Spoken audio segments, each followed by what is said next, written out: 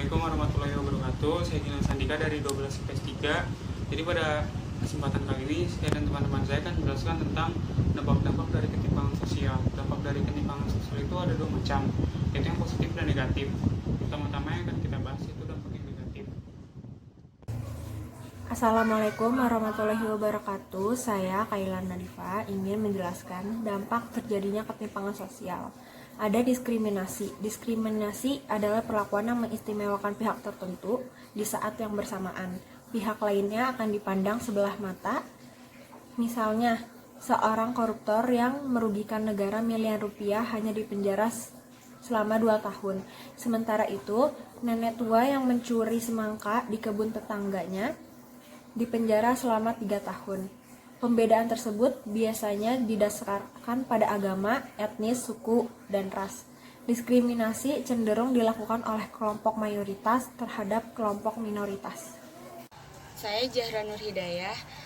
Dampak negatif lainnya ada kecemburuan sosial. Kecemburuan sosial biasanya timbul ketika masyarakat pendapatannya yang rendah membandingkan dengan masyarakat yang berpendapatan berkecukupan. Perasaan cemburu sosial ini dapat mengancam persatuan dan kesatuan bangsa. Contohnya itu seperti kurangnya ekonomi dan pendapatan untuk memenuhi kebutuhan hidup seperti sandang, pangan, dan papan, serta kesehatan dan pendidikan yang diterima tidak memadai. Saya Nurisha Putri dari 12 IPS 3. Monopoli kekuasaan adalah kejadian-kejadian yang mempengaruhi segelintir seseorang hanya untuk keuntungan dirinya sendiri, sedangkan orang lain hanya bisa dirugikan. Kejadian ini akan bisa menimbulkan ketimpangan sosial dan juga akan menjatuhkan kesejahteraan masyarakat. Contoh dari monopoli kekuasaan adalah kasus korupsi dan suap yang bentuk penyelewengan dari monopoli dan distribusi yang tidak merata. Oleh sebab itu, akan menjadi hukum itu tumpul ke atas dan tajam ke bawah. Sekian, terima kasih.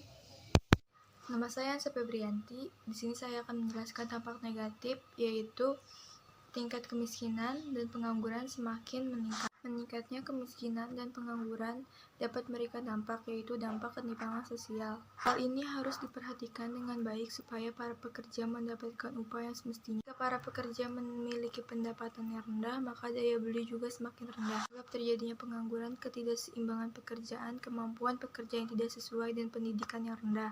Dan contoh dari kemiskinan, karena kurangnya pendapatan dalam memenuhi kebutuhan hidup seperti sandang, pangan, papan, dan kesehatan dan pendidikan yang kurang memadai.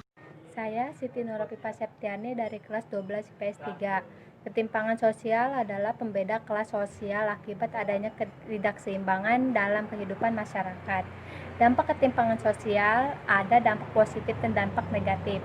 Dampak positifnya yang ke-1 adalah dapat mendorong wilayah lain yang kurang maju untuk dapat bersaing dan meningkatkan pertumbuhan guna meningkatkan kesejahteraannya. Contohnya, mengikuti persaingan dunia industri, masyarakat harus memiliki nilai jual saing yang tinggi untuk dapat bertahan dan terus berkembang dalam karirnya. Seseorang harus memiliki beberapa keahlian untuk meningkatkan sektor industri di Indonesia.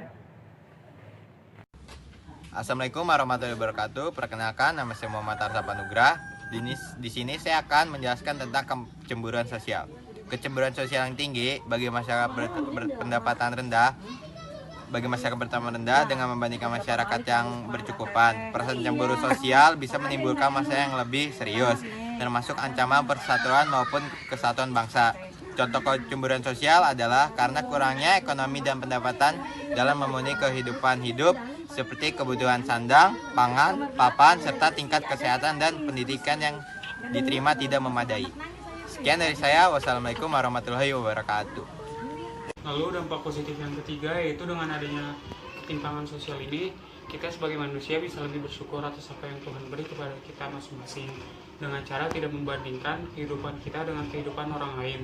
Sekian dari kelompok saya, kurang lebihnya mohon maaf. Wassalamualaikum warahmatullahi wabarakatuh.